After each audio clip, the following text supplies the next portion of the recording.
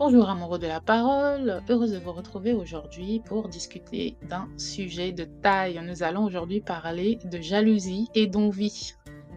Ces deux sentiments ne sont pas tout à fait les mêmes et on a tendance à les confondre. Et surtout, la Bible nous parle plutôt d'envie et de convoitise, mais nous pouvons trouver dans les Écritures des exemples qui nous parlent, qui nous montrent, voilà, nous décrivent le sentiment de jalousie, comment dominer sur ce sentiment, comment le combattre, pourquoi. Ce sont autant de questions que nous allons essayer de répondre aujourd'hui à la lumière de la parole. Donc, juste quelques versets pour commencer, hein. Dans Exode 20, 17, on nous dit: «Tu ne convoiteras point la maison de ton prochain, tu ne convoiteras point la femme de ton prochain, ni son serviteur», etc. On nous parle ici d'envie, hein, dans Proverbe 14, 30, «Un cœur paisible est la vie du corps, mais l'envie est la carie des os». 1 Corinthiens 13, 4, la charité ou l'amour dans certaines versions est patiente, elle est pleine de bonté, la charité n'est point envieuse, elle ne se vante point, elle ne s'enfle point d'orgueil. Et c'est dans 1 Corinthiens 13, 4 que nous trouverons par la suite la clé pour dominer sur la jalousie. Et enfin, Galates 5, 26 nous dit: ne cherchons pas une vaine gloire en nous provoquant les uns les autres, en nous portant envie les uns les autres. Alors, qu'est-ce que la jalousie? Qu'est-ce que l'envie? Si cela vous intéresse, restez avec moi. Si vous m'écoutez pour la première fois, je suis Louise du blog ilestécrit.com et je vous embarque dans une petite virée biblique.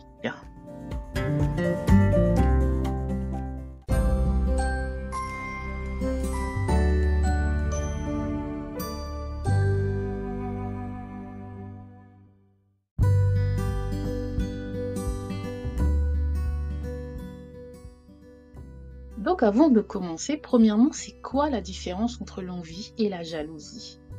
L'envie, c'est lorsqu'on désire quelque chose qui ne nous appartient pas, quelque chose qu'une autre personne possède. Ça peut être un bien matériel, ça peut être une qualité, ça peut être une carrière, mais en tout cas, c'est accompagné d'un sentiment d'insatisfaction par rapport à ce que nous avons nous-mêmes, hein. Et c'est une émotion malsaine, puisqu'elle peut nous amener à souhaiter le mal ou l'échec pour la personne qu'on envie. Et ça peut également nous pousser à vouloir même lui enlever ce qu'elle a. Et la jalousie, c'est un peu différent. Et la jalousie, on va dire que elle se manifeste lorsqu'on craint de perdre quelque chose que l'on a déjà. Ça peut être une relation, une amitié ou de la reconnaissance, par exemple, par rapport à une personne. Et la jalousie, elle peut être dirigée vers une tierce personne qui peut menacer ce que on a. C'est pour ça qu'on parle souvent de jalousie dans un couple. Une femme va être jalouse parce qu'elle va redouter que d'autres femmes lui prennent son mari. Ça peut être aussi que une personne va être jalouse parce qu'elle trouve que ça peut être son frère ou sa sœur a la faveur de ses parents plus qu'elle ne l'aurait voulu, et cette personne-là aurait voulu être au centre de l'affection de ses parents, par exemple.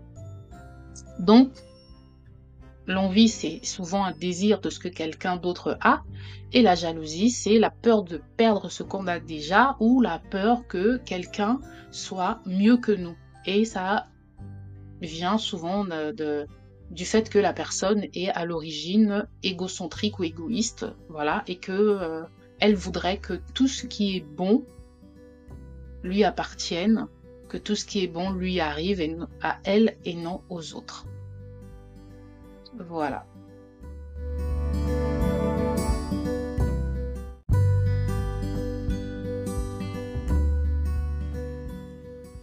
Donc l'une des histoires dans la Bible que l'on pourrait citer, hein, qui explique réellement les conséquences de la jalousie et nous montre à quel point c'est un sentiment destructeur. C'est celle de Caïn et Abel dans le livre de la Genèse au chapitre 4, des versets 1 à 16.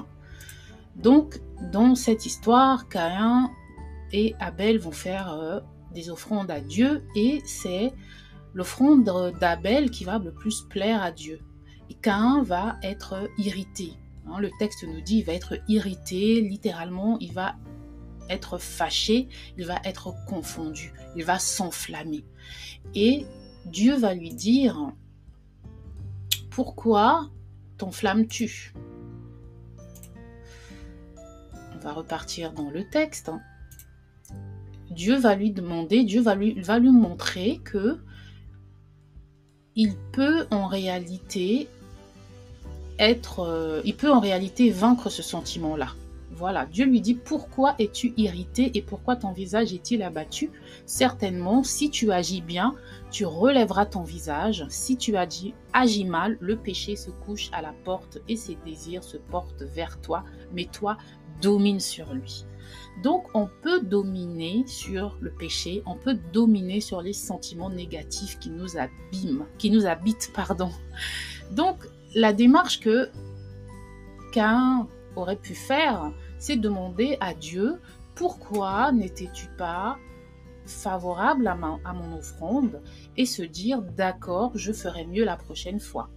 Mais parce qu'il était peut-être habité par trop de colère, il s'est laissé aller et sa colère a dominé sur lui et il a fini par tuer son frère. Donc, c'est vraiment une histoire qui montre que entretenir des sentiments tels que l'envie ou la jalousie, ça peut nous amener loin.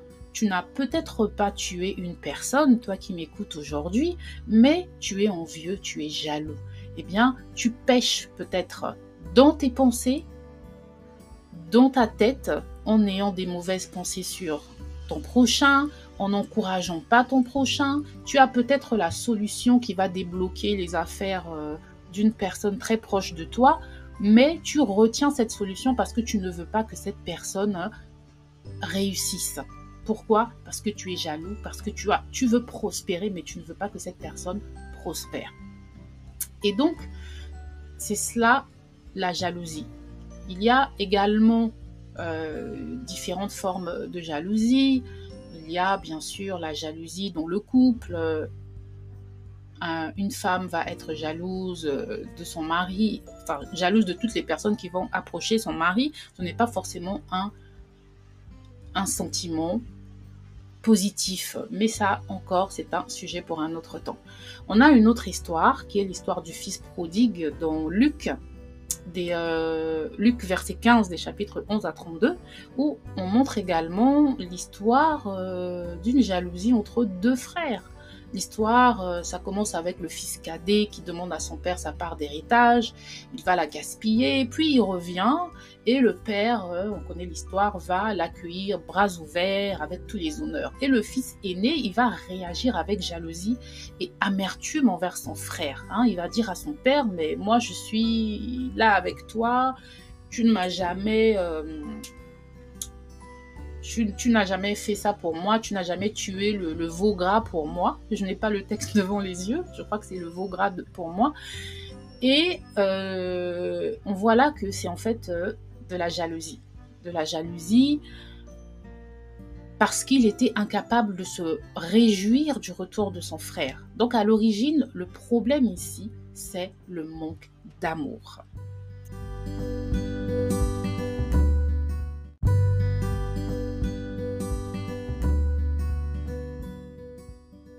Donc, nous reviendrons peut-être dans un autre épisode sur l'histoire du fils prodigue, parce qu'il y a beaucoup à dire sur cette histoire, et je ne sais pas trop quand je vais vraiment me concentrer dessus.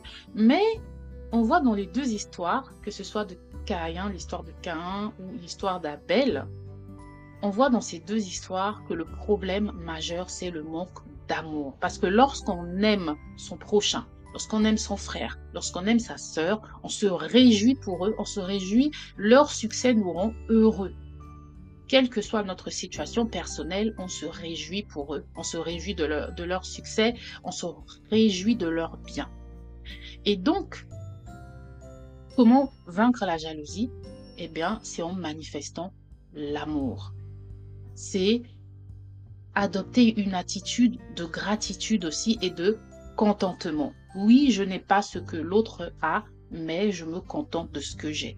Peut-être que l'autre a compris quelque chose que moi je n'ai pas compris. À la limite, je vais essayer de comprendre ce que l'autre a compris.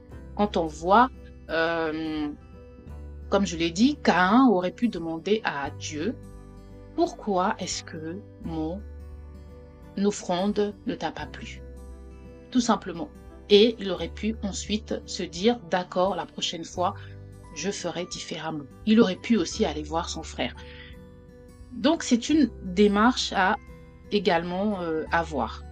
Et donc, le manque d'amour, c'est le problème. Et dans la Bible, Jésus nous dit que on est en fait ses ambassadeurs avant tout et que nous devons refléter son amour autour de nous. Dans Luc 10, 27, Jésus dit qu'il y a 2 commandements et ces commandements tournent autour de l'amour. Tu aimeras le Seigneur ton Dieu de tout ton cœur, de toute ton âme, de toute ta force, de toute ta pensée. Et la suite, en fait, à la suite, il dit que tu aimeras aussi ton prochain comme toi-même. Donc, si tu aimes ton prochain comme toi-même, tu ne peux pas jalouser ton prochain. Tu te réjouiras forcément pour ton prochain, tu ne l'envieras pas et tu ne le jalouseras pas. Voilà.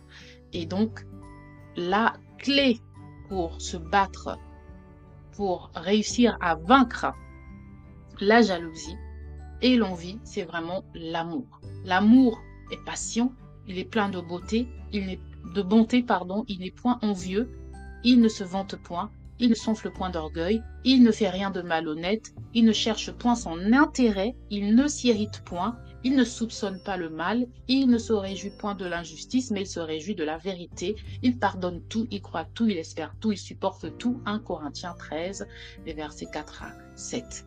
Et ce passage nous montre que ces caractéristiques de l'amour nous montrent que l'amour authentique ne peut pas nourrir la jalousie.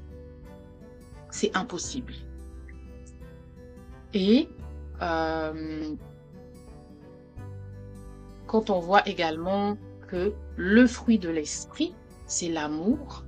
Ça commence par l'amour. Je crois que j'ai déjà fait un podcast à ce sujet, mais on parle du fruit de l'esprit qui est l'amour, qui ensuite va se décliner par les autres fruits qui sont la joie, la paix, la patience, la beauté, la bienveillance, la foi, la douceur, la tempérance, la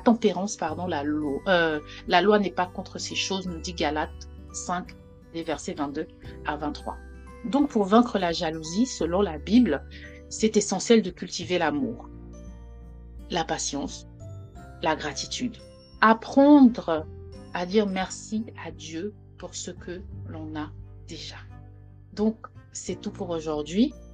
Si tu te bats avec la jalousie, Dieu dit lui-même à Caïn qu'il peut dominer sur le péché. Donc, retiens que tu peux dominer sur la jalousie.